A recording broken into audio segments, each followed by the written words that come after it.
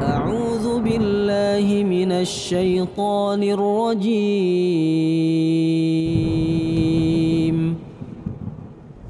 بسم الله الرحمن الرحيم.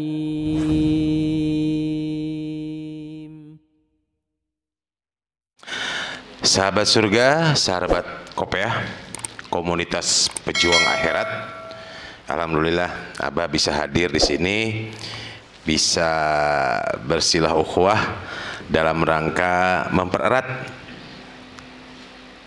tali persaudaraan. Kenapa?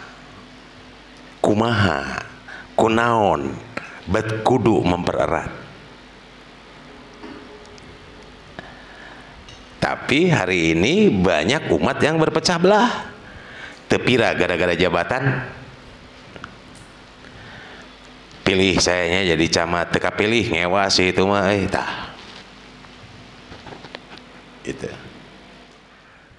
Allah menyampaikan di dalam surat Ar-Ra'd, A'udzubillahi minasyaitonirrajim. Innallaha la yughayyiru ma biqaumin hatta yughayyiru ma bi anfusihim. Allah tidak akan merubah keadaan suatu kaum dan tidak akan pernah merubah sedikit pun sebelum kita merubah kebiasaan-kebiasaan yang ada pada diri kita. Salawat dan salam tetap tercurah ke junjungan alam Nabi besar Muhammad sallallahu alaihi wasallam, juga kepada keluarganya, para sahabatnya, para tabi'in, tabi'ut tabi'in, dan juga kita yang hidup di akhir zaman yang penuh dengan fitnah hari ini. Bahkan Islam itu teroris. Punten-punten ya, dari mulai pejabat RT, RW, lurah, camat, kapangaruh. Jujur we. Iya pengajian di mana ya? Benar tak?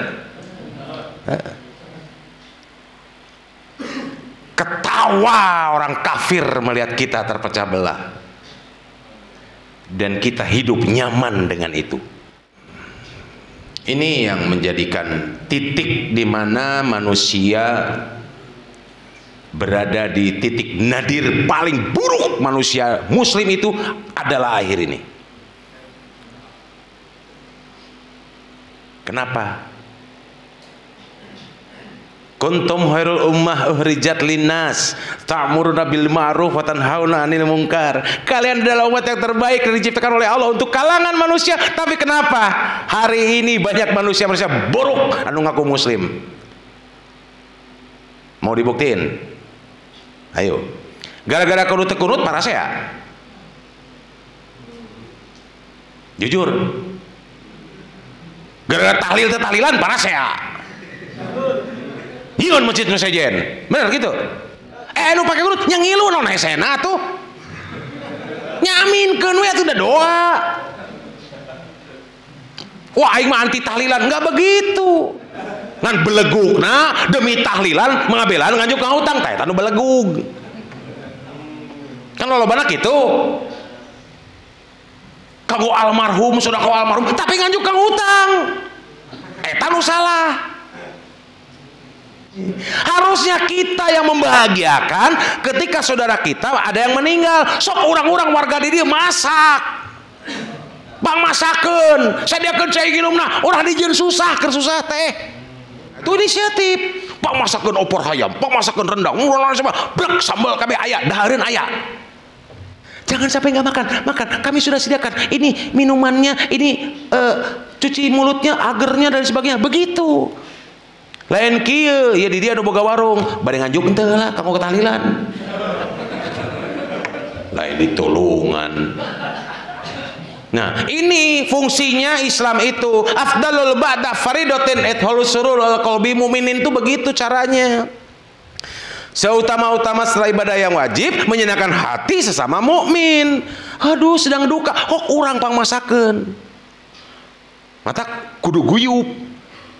Itu hilangkan perbedaan dek atahiyat kieu terus kieu dek kieuan teh mangga anu teu meunang kieuan eta bid'ah Ya. Dek Allahu Akbar mangga. Allahu Akbar aya dalilna. Sok jalankeun perintah Allah. Wa tasimu bihablillah jami'an wa la tafarraqu. Berpegang teguhlah kalian ke dalam tali Allah dan jangan kalian berpecah belah. Pek dek kunut tekunut oge lah. Da moal borok. Moal bisulan. Gara-gara gitu nih langsung parasea nyieun masjid. Nah ini yang bahaya. Orang kafir tertawa. Ya. Kebaikan yang tidak terorganisir akan dihancurkan oleh keburukan yang terorganisir. Iya nu bahaya. Pahare-hare. At-ta'awun ruhamau bainahum, berkasih sayang dengan sesama muslim. Sedih saya perpecahan umat ini sampai ke tingkat terendah hari ini.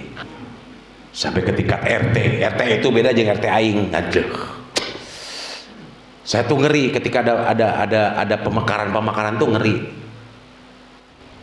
Kayaknya masing-masing dinya RT 4 beda dengan RT 2 tuh gitu.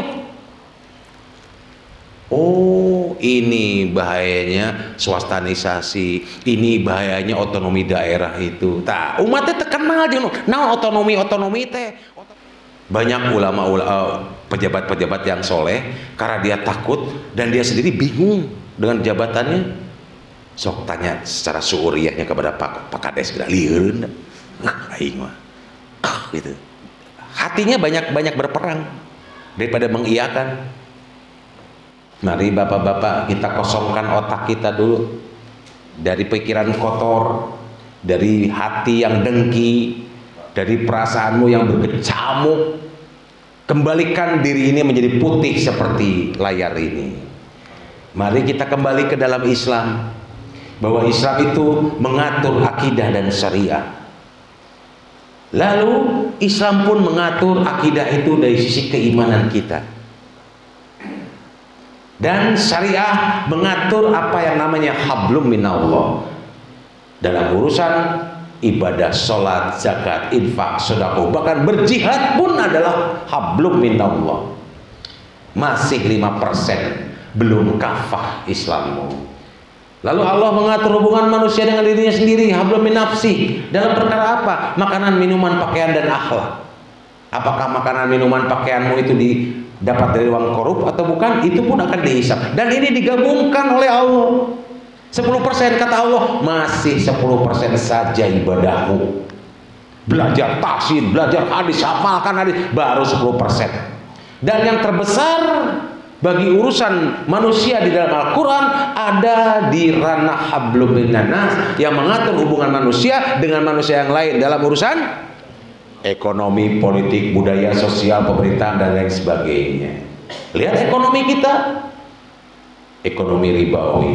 Politik kita oportunistik. Hukum kita tajam ke bawah, tumpul ke atas. Hubungan sosial kita seks bebas.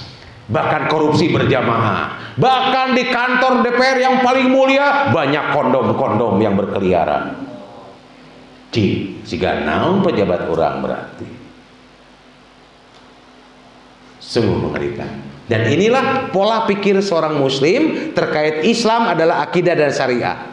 Semua tujuannya satu, menuju mardotillah, ridhonya Allah. Dan hubungan antara akidah dan syariah tidak bisa dipisah-pisahkan karena semuanya saling berkait-kaitan.